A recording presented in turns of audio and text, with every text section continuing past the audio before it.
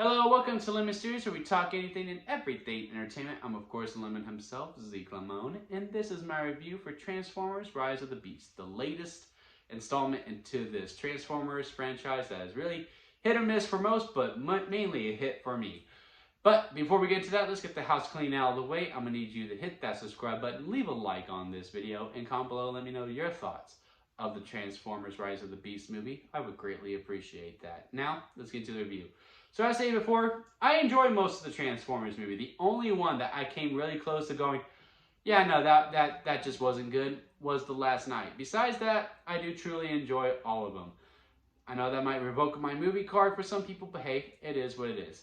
So I was really excited to see this one, right? Like, it was actually one of my most anticipated movies of the year. It might be the most anticipated movie of the year. Oh, this is Crash. Say hi, Crash.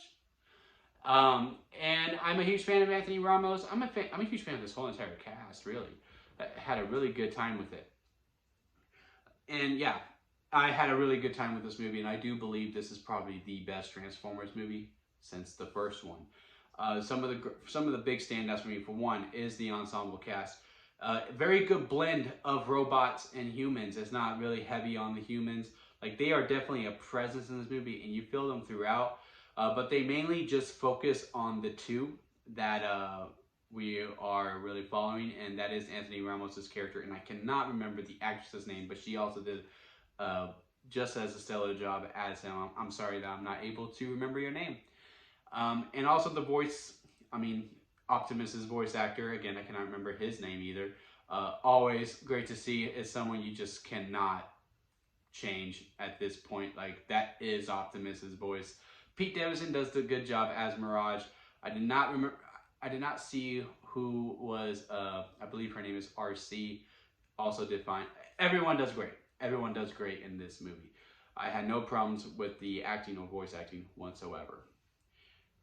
Another thing, you are actually able to tell where everyone's at in this during the fights. Now look, even though I am a fan of the Bayhem movies, I can also admit, sometimes when you get to the fight, you're like, okay, there's two robots fighting over there, but I don't know which one's good, and I don't know which one is bad. Also, I don't know how big the scope of this battlefield is.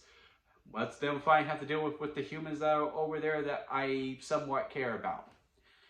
I get that. And this one, no, you could tell. Okay, yeah, no, those are clearly the bad guys, and those are clearly the good guys. These are the stakes of the fight of that matters. Stakes. You can really tell where everyone's at, and you can feel the claustrophobia. Like, oh man, it's going down. I am scared for my human people, because what a really scary situation to be in, right?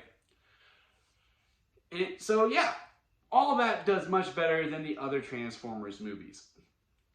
Some of the problems though that I have, one is with Optimus Prime, and that is with his character arc.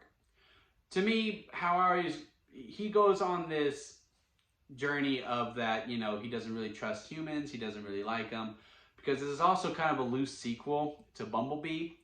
Like, they make a quick reference of it, and when they said, it kind of took me out a little bit, because I'm just like, how could you not get Haley Steinfeld and John Cena to return if this is a sequel to that? But hey, it is what it is.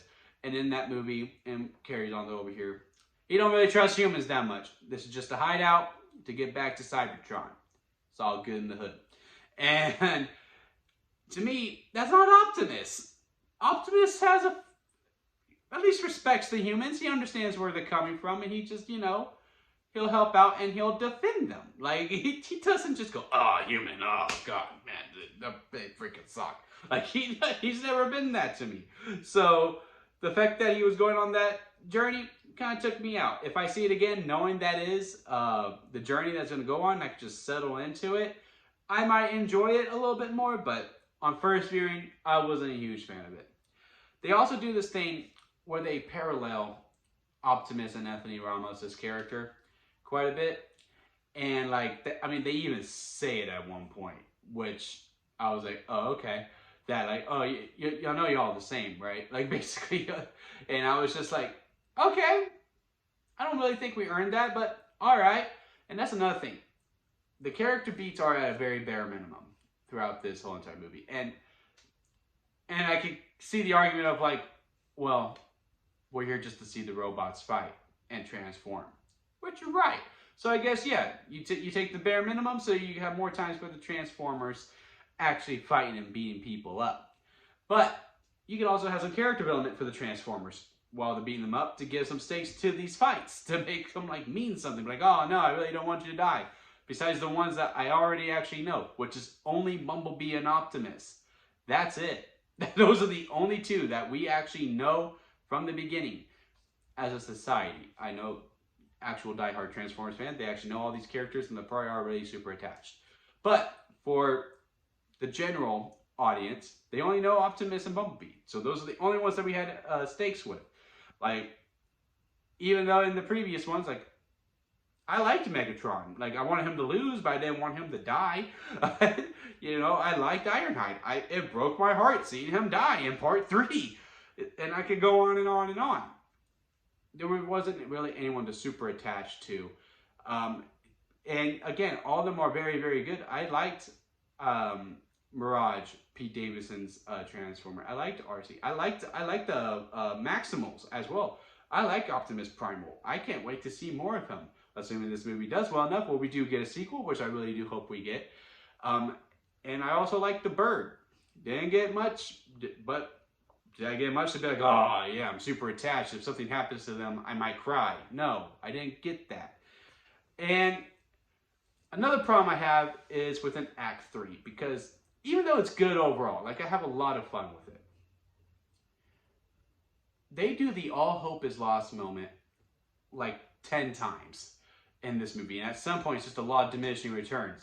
And for those of you who don't know what a all hope is lost moment is, it's that cliche in the movie where, you know, the music is like really somber, and you're just like, oh, like defeat, like the bad guys are going to win.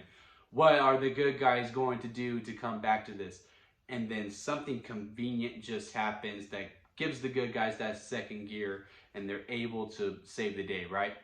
That happens like 5 times in this movie. Granted, there is one within this 5 that's like on the 3rd time that actually got a big clap out of the audience, including me. But that probably should have been the only one. They shouldn't have done the 5 times that they were. And they really do try to set up stakes, but there's no sizzle. There is no sizzle with the stakes whatsoever, because again,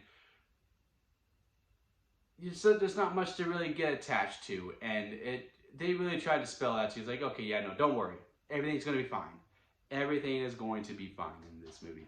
But again, overall, at the end of the day, did I hate myself watching this? No. Again, I think this is the best Transformers movie since the very first one. I have problems with it. I'm going to present it to you. And within on the scale here at Lemon Mysterious, where it goes sour lemon, expired store-bought lemonade, lemonade in the middle, freshly squeezed lemonade, and strawberry lemonade at the very top. It's a lemonade. It's right down in the middle, but it is the perfect blockbuster. There's some good jokes in there.